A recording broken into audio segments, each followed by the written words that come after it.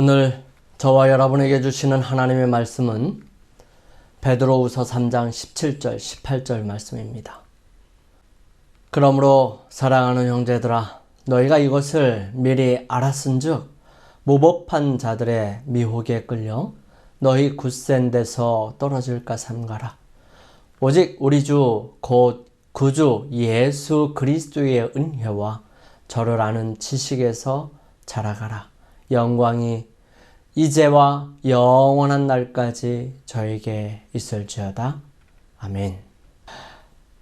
한 주일 동안 주님 안에서 승리하셨습니까? 매일 싸우는 일들이 반복될 텐데 그러는 중에도 주님의 은혜와 능력의 손길을 통해 쉼이 있고 안전함으로 인하여 안도와 평안함이 깃들기를 주님의 이름으로 축원합니다. 오늘은 조금 무거운 주제지만 반드시 알아야 하는 아주 중요한 부분을 함께 살펴보기를 원합니다. 이 설교를 여러분들에게 드림으로 인하여 마음에 큰 번민과 괴로움이 있기도 할 것입니다. 불편한 진실 때문에 고민하는 분들이 생길지도 모릅니다. 하지만 여러분, 그런 고민과 마음의 불편함이 있다면 지금 여러분 곁에서 성령께서 함께 계시고 온전한 은혜를 허락하시기 위해 기다리고 계시다는 사실을 잊지 마시고 주님께로 나아가는 귀한 기회가 되기를 간절히 바랍니다. 믿음의 보약 18번째 시간, 오늘은 꾸준히 자라나는 믿음 함께 살펴보기를 원합니다. 다시 한번 우리 하나님께서 우리의 마음에 역사하시고 함께 하시기를 간구합니다. 거룩하신 주님, 능력의 아버지 하나님, 오늘 이 시간 주님의 마음을 만지셔서 오늘 이 시간 우리의 마음을 만지셔서 우리로 분명하게 우리 자신을 돌아보게 하시고 회개하게 하시며 또 주님의 능력과 사랑 가운데 변화와 은혜를 경험하는 저희들이 되게 하시기를 예수님의 이름으로 기도드립니다. 아멘. 여러분, 그리스도인과 그리스도인이 아닌 사람은 무엇이 다를까요? 여기에 아주 중요한 부분이 있습니다. 우리는 이 부분이 없으면 우리의 신앙을 다시 점검해 보아야 합니다. 우리는 이 부분이 우리의 삶에서 경험되어지지 않는다면 우리는 개혁이 필요하고 영적 부흥이 필요합니다. 그것은 바로 우리의 삶과 품성에 하나님께서 역사하셔서 이루어 가시는 변화를 경험하는 것입니다. 우리는 하나님의 말씀에 순종함으로 얻어지는 그분의 은혜와 축복들을 삶을 통해 경험해야 합니다. 우리 안에 역사하시는 하나님의 거룩한 능력을 느끼지 못한다면 우리는 그리스도를 믿는 것이 아닙니다. 여기에 아주 중요한 부분이 있습니다. 우리 안에 역사하시는 하나님의 능력을 죄의 본성과 악한 습관과 이기적인 마음으로 묵살하는 것입니다. 우리는 하나님의 능력이 얼마나 강력한지 경험해야 합니다. 하나님의 그 거룩한 능력이 나를 사로잡으실 수 있도록 우리는 그분께 헌신하지 아니하면 안 됩니다. 하나님께서 역사하실 수 없도록 살면서 변화가 되지 않는다고 불평하는 것은 마치 이스라엘 백성들이 광야에 살면서 그들의 믿음의 부족으로 가나안 땅에 들어가지 못하였음에도 불구하고 모세에게 드리지 않는다고 떼쓰고 불평하는 것과 같습니다. 우리는 이 부분을 반드시 해결해야만 합니다. 우리 따라서 한번 해보시기 바랍니다. 사랑의 주님, 이제 더 이상 고집 부리지 않고 죄를 회개하고 우리 안에 들어오셔서 역사하시옵소서. 그러므로 순종함으로 변화를 경험하는 주님의 자녀 되게 하소서. 감사합니다. 하나님께서는 우리가 감당할 수 있을 만큼만 역사하십니다. 그러므로 우리는 하나님의 능력을 감당할 수 있을 만큼 우리의 믿음을 키우고 그분의 세미한 음성에 귀를 기울이고 분명하게 순종하는 단호함이 있어야 합니다. 이것이 없이는 결코 주님을 볼 수 없습니다. 우리가 분명하게 이해해야 하는 부분은 바로 구원과 품성 변화입니다. 구원받은 사람은 품성 변화가 필요 없다거나 저절로 이루어진다고 말하는 것은 하나님께로부터 온 메시지가 아니라 우리로 품성의 변화를 경험하지 못하게 하여 멸망으로 빠지게 하려는 사단으로부터 온 거짓말입니다. 그래서 오늘 우리는 구원과 품성의 변화의 관계, 그리고 거기에 필요한 노력과 그리고 그 기간 등을 조금은 구체적으로 살펴보기를 원합니다. 오늘 말씀을 통해서 여러분들의 신앙이 이제는 실제적인 신앙이 되기를 소망합니다. 첫 번째, 품성의 변화와 구원의 관계. 그러므로 사랑하는 자들아, 너희가 이것을 미리 알았은즉 무법한 자들의 미혹에 이끌려 너희 굳센 데서 떨어질까 삼가라. 성경에 보면 예수님께서는 처음에는 싹이요 라고 말씀하시는 한 부분이 나옵니다. 마가복음 4장 28절에 땅이 스스로 열매를 맺되 처음에는 싹이요 다음에는 이삭이요 그 다음에는 이삭의 충실한 곡식이라. 씨가 발화하는 것은 영적 생활의 시작을 나타내고 곡식이 자라는 것은 그리스도인의 성장에 대한 아름다운 표상이다. 천연계에서와 마찬가지로 영적 세계에 있어서도 자라남이 없이는 생명이 있을 수 없다. 식물은 자라지 않으면 죽는다. 식물이 자라는 소리도 없고 눈에 띄지도 않으나 끊임없이 계속하여 자라는 것처럼 그리스도인 생애의 발전도 그와 같다.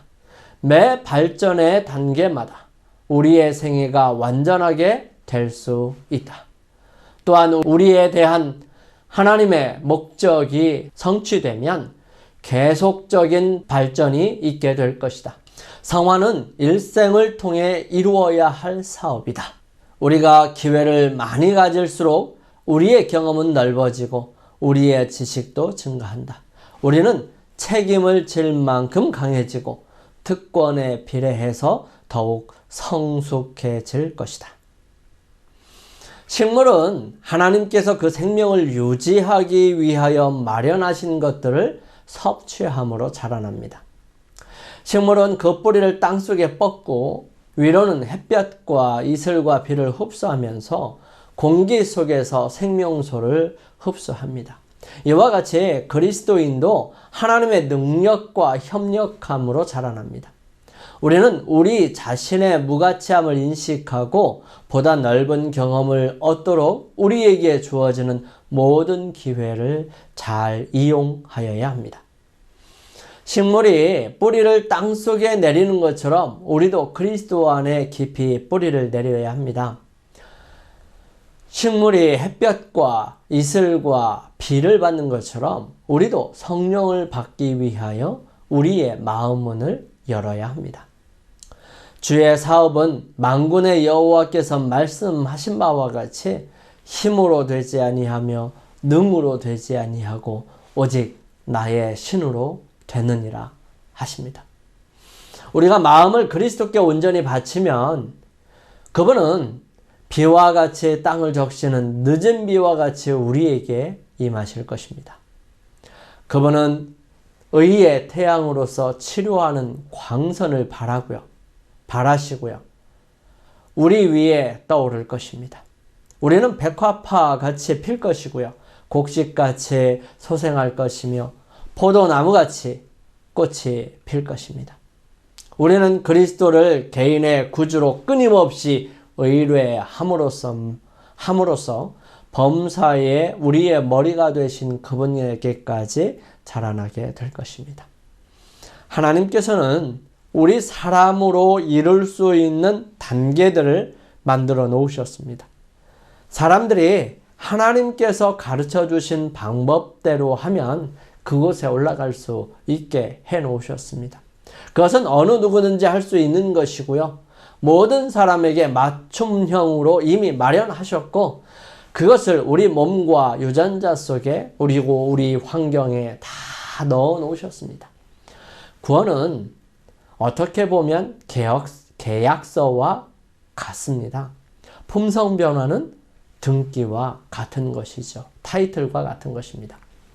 영접하는 자, 곧 그 이름을 믿는 자에게는 하나님의 자녀가 되는 권세를 주셨으니 너희가 그 은혜를 인하여 믿음으로 말미암아 구원을 얻었나니 이것이 너희에게서 난 것이 아니요 하나님의 선물이라. 우리는 신앙을 받아들인다는 것, 그것은 하나님과의 계약 관계에 들어가는 것을 의미하는 것입니다. 이 계약서에 사인이 있어야 하지요. 그것은 침례입니다. 그리고 계약의 내용대로 이행하게 될 때 비로소 우리는 등기를 얻을 수 있어요. 즉 타이틀을 쥘 수 있는 것입니다. 성령이 친히 우리 영으로 더불어 우리가 하나님의 자녀인 것을 증거하나니 자녀이면 또한 후사 곧 하나님의 후사요 그리스도와 함께 한 후사니 우리가 그와 함께 영광을 받기 위하여 고난도 함께 받아야 될 것이니라. 내가 구원을 받는 것에 대해 많은 우주 거민들이 바라보고 검토할 것입니다. 하나님께서는 죄를 취급하실 때 대충 얼렁뚱땅 취급하시지 않으십니다. 우리가 반드시 꼭 이루어야 하는 아주 중요한 것은 예수 그리스도의 이름을 믿고 회개하여 죄에서 떠나는 것입니다. 우리는 성정이 죄악적인 성향을 가졌지요. 하지만 죄가 있을 수는 있어도 죄를 짓지는 말아야 합니다. 즉 죄에 익숙하고 죄로 기울어질 수는 있어요. 하지만 죄를 용납하는 마음이나 그것을 저항하기를 포기하여 죄를 짓는 것에 대한 책임은 하나님께 있는 것이 아니라 죄를 짓는 그 당사자에게 있습니다. 분명한 사실은 그 죄 때문에 하늘에 못 들어갈 수 있다는 사실을 절대로 잊어서는 안 되는 것입니다. 그러므로 죄는 반드시 해결해야 합니다. 죄를 해결하는 방법은 첫 번째로 죄를 인지하고 자백하는 것입니다. 솔직하게 고백하시면 됩니다. 만일 우리가 우리 죄를 자백하면 저는 미쁘시고 의로우사 우리 죄를 사하시며 모든 불의에서 우리를 깨끗게 하실 것이요. 두 번째는 죄를 주님 앞에 내려놓고 구체적으로 그 죄를 지은 나의 마음과 상태를 용서를 구하는 것입니다. 악인은 그 길을, 불의한 자는 그 생각을 버리고 여호와께로 돌아오라. 그리하면 그가 긍휼히 여기시리라. 우리 하나님께로 나오라. 그가 널리 용서하시리라. 세 번째는 나의 마음이 이 죄를 싫어할 수 있도록 마음을 바꾸어 주시기를 간구하는 것입니다. 또 새 영을 너희 속에 두고 새 마음을 너희에게 주되 너희 육신에서 굳은 마음을 제하고 부드러운 마음을 줄 것이며. 네 번째는 죄에 대한 저항을 시도할 때에 하늘의 능력을 요청하는 것입니다. 이것은 전쟁입니다. 그냥 동네 싸움이 아니에요. 내 생명을 걸고 지키고 사수해야 하는 것입니다. 그러기 위해 내가 할 수 있는 모든 들어오는 입구, 죄가 들어오는 입구를 다 막아야 합니다. 차단하십시오. 저희에게 이르시되 삼가 모든 탐심을 물리치라. 사람의 생명이 그 소유에 넉넉한 데 있지 아니하니라 하시고. 다섯 번째는 죄에서 완전히 떠날 때까지 결코 방심하지 마십시오. 그런즉 너희는 하나님께 순복할지어다. 마귀를 대적하라. 그리하면 너희를 피하리라. 여섯 번째는 죄에 대한 해방으로 하늘에서 주시는 평안을 경험하십시오. 스스로 만들어내는 것이 아닙니다. 그것은 주어지는 선물이지요. 그리고 그 죄에서 자유를 경험하시고 다시는 스스로 그 죄를 선택하지 마십시오. 이것을 너희에게 이름은 너희로 내 안에서 평안을 누리게 하려 함이라.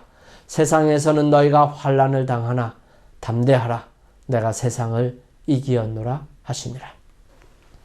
하나님의 자녀는 하나님의 자녀답게 살아가는 사람들입니다.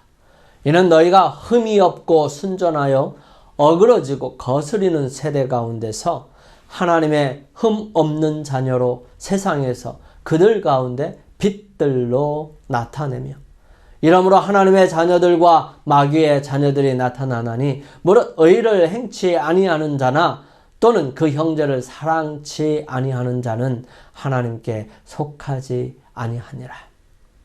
사랑하는 성도 여러분, 구원은 하나님께서 이미 모든 사람들에게 십자가에 달려 돌아가심으로 인하여 누구나 받을 수 있도록 하셨습니다. 그 조건은 유일하게 예수 그리스도를 믿음으로, 그분을 영접함으로 이루어지는 선물입니다. 그 선물을 받는 사람은 하나님과 계약관계에 들어가는 것입니다. 죄된 삶에서 하나님의 거룩한 삶으로의 전환은 쉬운 일이 아니죠. 거기에는 하늘의 능력이 필요하고 결코 놓지 않는 주님을 붙잡는 믿음의 손이 필요합니다. 그리고 그런 그가 세상을 살아가면서 하나님의 자녀로 당당하고 멋지고 거룩하게 살아가는 것이 바로 구원을 얻는 성도들의 삶인 것입니다. 그 삶을 다 같이 경험하며 살아가기로 결심하시지 않겠습니까?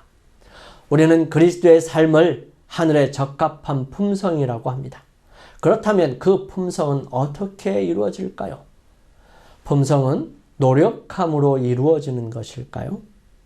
그러므로 나의 사랑하는 자들아, 너희가 나 있을 때뿐만 아니라 더욱 지금 나 없을 때에도 항상 복종하여 두렵고 떨림으로 너희 구원을 이루라. 품성을 이루시려면 마음을 바꾸십시오. 만일 여호와를 섬기는 것이 너희에게 좋지 않게 보이거든 너희 열조가 강 저편에서 섬기던 신이든지 혹 너희의 거하는 땅 아모리 사람의 신이든지 너희 섬길 자를 오늘날 택하라. 오직 나와 내 집은 여호와를 섬기겠노라. 우리가 해야 하는 노력은 다른 것이 아니라 우리 안에 갖는 결심입니다. 하나님의 말씀에 순종하고자 하는 진실하고 정직한 마음을 갖는 것이지요. 이것은 처음에는 아주 미미하고 하고 싶은 마음뿐일 것입니다. 하지만 여러분, 그 마음을 주님 안에서 키워주시라고 간구하시고 강화시키십시오. 더욱 믿음을 가지고 몸에 익숙하도록 훈련하십시오. 그것이 우리가 가져야 할 노력이고 신앙의 자라남입니다. 하지만 이것으로 품성의 변화가 될 수 있을까요? 근본적인 변화는 마음의 변화입니다. 하나님을 사랑하고자 하는 마음뿐만 아니라 근본적으로 하나님을 사랑하는 마음이 있어야 한다는 것이죠. 이 마음이 변화되지 못하면 결코 우리의 행동은 잠시 그렇게 될 뿐 온전하게 바뀌어지지 않습니다. 그 마음은 오직 하나님께서 바꾸어 주시는 것이죠. 그 하나님께서 우리 속에서 역사하시는 일입니다. 성경에 보면 포도원집 아이들이 나옵니다. 오늘은 포도원집 둘째 아들을 함께 살펴보겠습니다. 그러나 너희 생각에는 어떠하뇨? 한 사람이 두 아들이 있는데 맏아들에게 가서 이르되 오늘 포도원에 가서 일하라 하니 대답하여 가로되 아버지여 가겠소이다 하더니 가지 아니하고 둘째 아들에게 가서 또 이같이 말하니 대답하여 가로되 실소이다 하더니 그 후에 뉘우치고 갔으니 그들 중에 누가 아버지의 뜻대로 하였느냐? 가로되 둘째 아들이니이다. 예수께서 저희에게 이르시되 내가 진실로 너희에게 이르노니 세리들과 창기들이 너희보다 먼저 하나님의 나라에 들어가리라.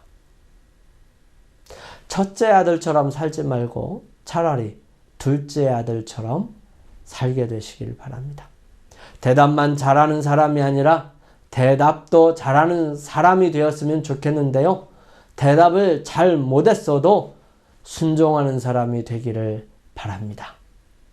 경험상으로 아는 것이 없음은 타락한 성벽을 지닌 죄인이나 다를 바가 없다고 증언보감은 말합니다.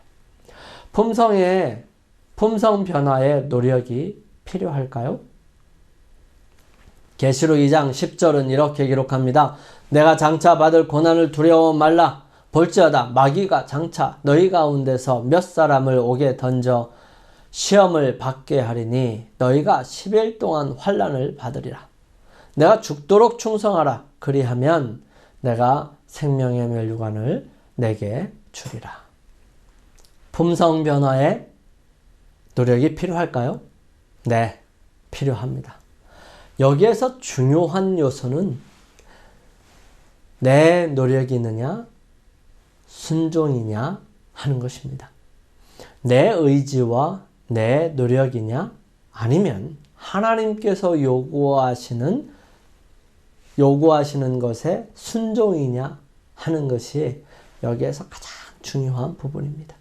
우리는 여기에서 헷갈리니까 노력하는 것이 맞는 것 같기도 하고 아닌 것 같기도 하는 것입니다. 즉 하나님께서 하라 하신 것을 하는 것은 나의 것이 아니지요. 하나님께서 우리에게 요구하시는 것이지요. 하나님께서 그분의 일을 하시는 것에 나는 협력하는 것이고 그 프로세스에 들어가는 것을 의미하는 것입니다. 그래서 다음과 같이 답변하는 것이 맞습니다. 품성 변화에 있어서 나의 의지와 내 속에서 나오는 노력은 필요 없고 하나님께서 요구하시고 명령하시는 것을 순종하고 충성하는 노력은 반드시 필요하다라고 해야 하지 않을까요? 왜 우리는 하나님께로부터 직접적인 음성을 듣지 못하고 확실하게 우리에게 말씀하시지 않으실까요? 이미 우리에게 말씀으로 다 주셨기 때문입니다. 여기에서 뛰어넘는 것은 하나님께서 천사를 보내셔서 혹은 선지자를 보내셔서 기별자를 보내셔서 분명하게 말씀하실 것입니다. 반드시 여기에 필요한 요구 조건과 충분 조건이 있습니다. 여기에 요구 조건은 나의 방법이 아닌 하나님께서 명령하신 말씀에 절대적으로 순종함으로 품성을 이루는 것입니다. 그래서 요구 조건이에요.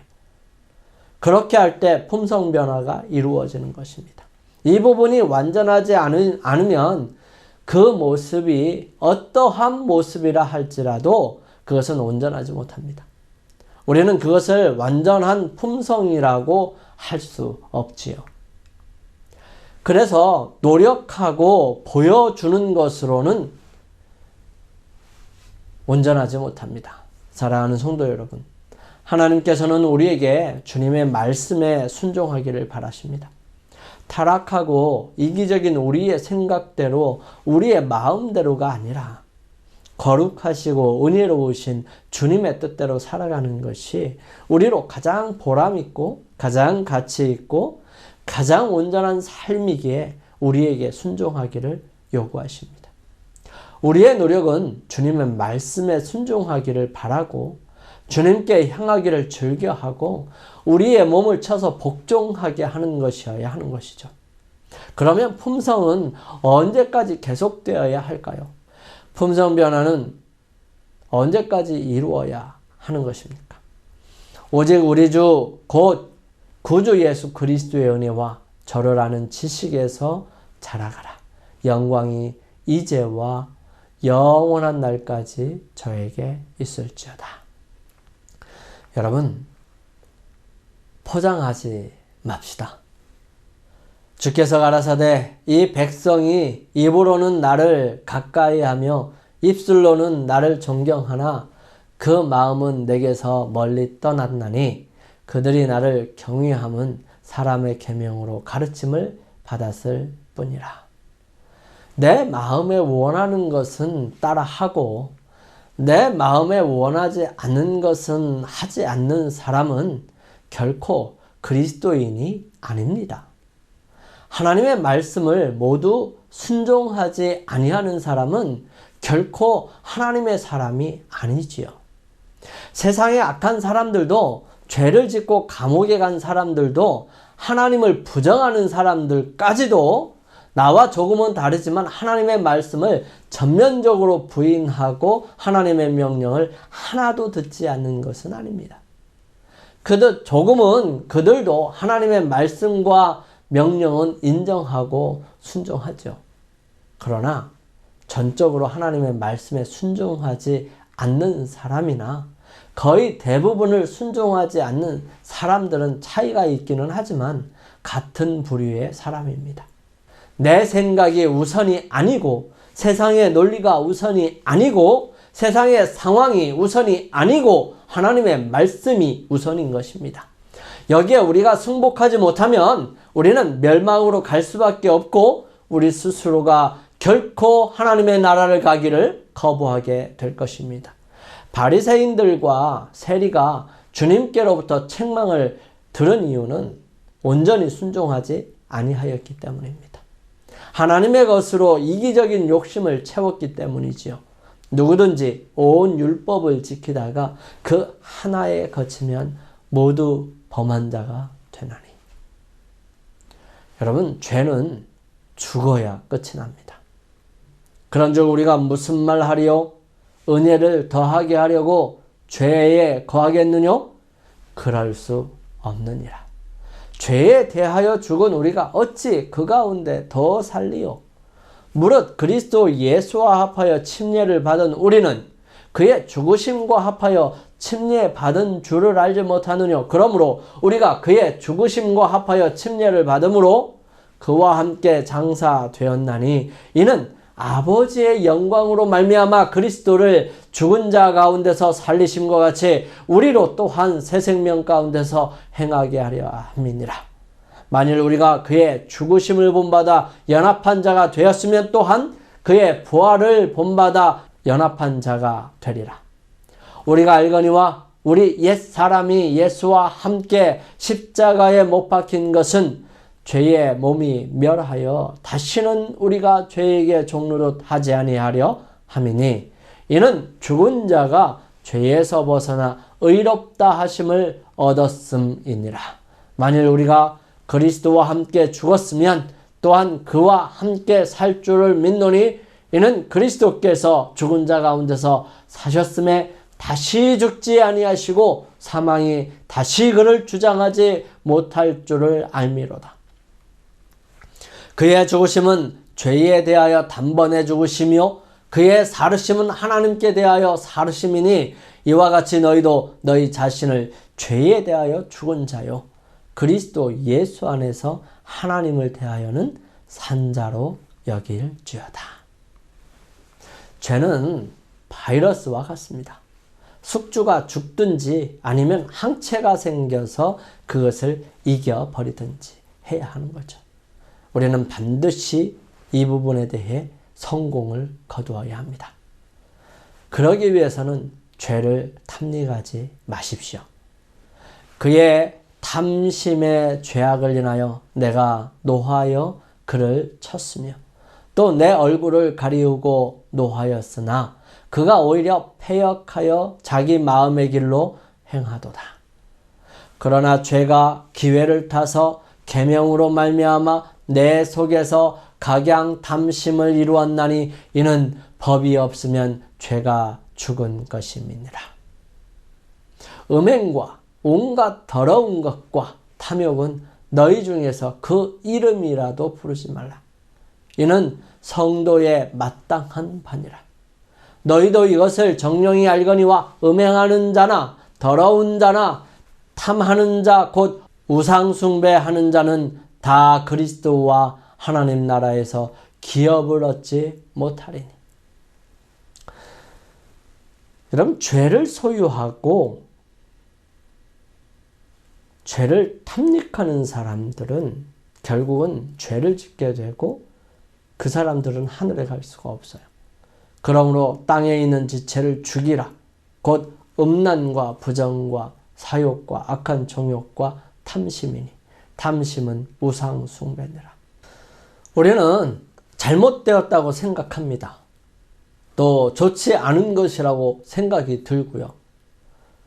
그런데 내가 좋아요. 그렇지만 하나님께서 하지 말라 하셨으면 그냥 하지 말고 멈추는 단호함과 믿음을 가지시게 되기를 바랍니다. 죄를 계속해서 또 내 안에 가지고 있는 그 죄를 호기심과 관심으로 탐닉하지 마시기 바랍니다. 죄는 이 탐닉, 탐심으로 말미암아 자라납니다. 그것을 품었다고 잉태하였다고 말합니다. 우리는 죄를 뿌리째 뽑아버리지 않습니다. 그것을 그냥 속에 묻어두지요. 그리고 기회가 될 때마다 꺼내서 보는 것이죠.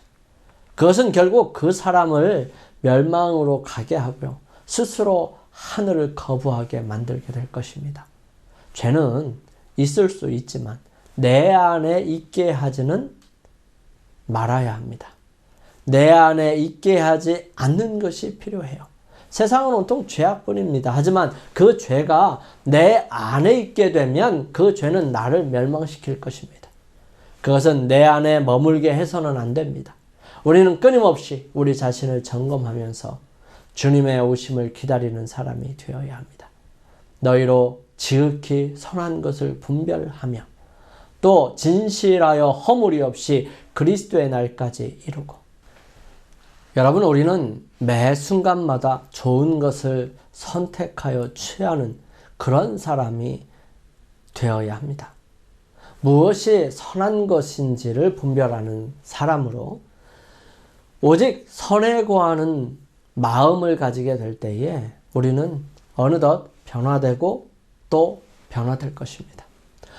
우리가 가는 길이 방향이 분명하면 그 길이 멀고 험해도 언젠가는 도착하게 될 것입니다. 포기하지만 않는다면 말이죠.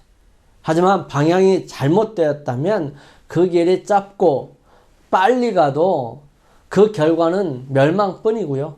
도착하면 허무함과 실망뿐일 것입니다. 그러므로 우리는 우리가 주님께로 향하는 것이 필요합니다. 베드로는 그것을 선한 양심이라고 말합니다. 물론 예수 그리스도의 부활하심으로 말미암아 이제 너희를 구원하는 편이 곧 침례라. 육체의 더러운 것을 제하여 버림이 아니요 오직 선한 양심이 하나님을 향하여 찾아가는 것이라. 사랑하는 성도 여러분, 우리는 주님을 붙들고 그 안에 거하는 것을 쉬지 말아야 합니다.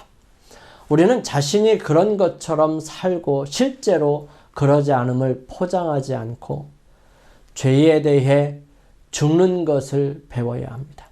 그리고 내 안에 있는 죄를 버리고 하늘로부터 오는 기쁨과 예수 그리스도의 의를 채우게 되기를 간절히 바랍니다. 오늘의 보약 한 참. 구원은 예수 그리스도를 믿고 영접하는 사람들에게 주어집니다. 그런 구원을 얻은 사람들이 자라나는 것은 그리스도의 품성, 즉 하늘에 적합한 사람이 되는 연습이 필요합니다. 품성은 나의 노력으로 이루어지는 것이 아니라 하나님의 말씀에 순종함으로 이루어지는 것으로 마음을 바꾸어 충성해야 합니다. 세 번째, 얼마나 오래가 중요한 것이 아니라 우리의 평생이 소요되며 무엇보다 중요한 것은 방향이고요. 꾸준히 이어가는 것입니다. 거기에는 포장하지 말고 죽어야 끝나는 죄를 주님 안에서 해결하고 그 죄를 탐닉하지 않는 것이 우리 신앙의 가장 중요한 기본이라는 사실입니다. 우리 꾸준히 계속해서 나아가는 하나님의 자녀로서의 삶을 결심하면서 개인 기도 하시겠습니다.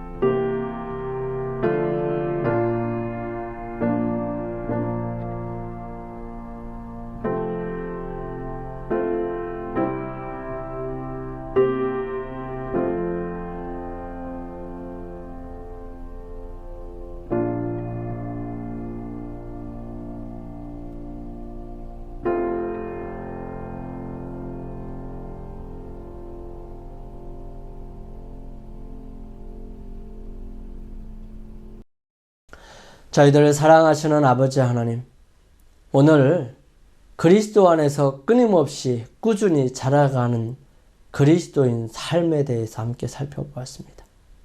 주님, 저희들에게 구원은 선물로 주셨지만 품성 변화는 주님께서 협력할 때 이루어 가신다고 말씀하셨사오니 주님, 저희들 마음을 다하여 주님과 협력하여 저희들의 삶을 통하여 품성을 이루어가게 하여 주옵소서.